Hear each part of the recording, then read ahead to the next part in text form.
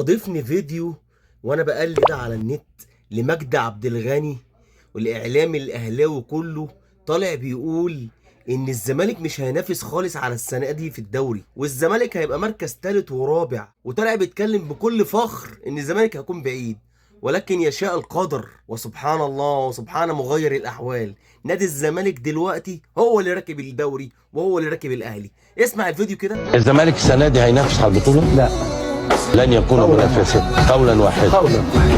الزمالك السنه دي بيمشي على سطر ويسيب 700 سطر.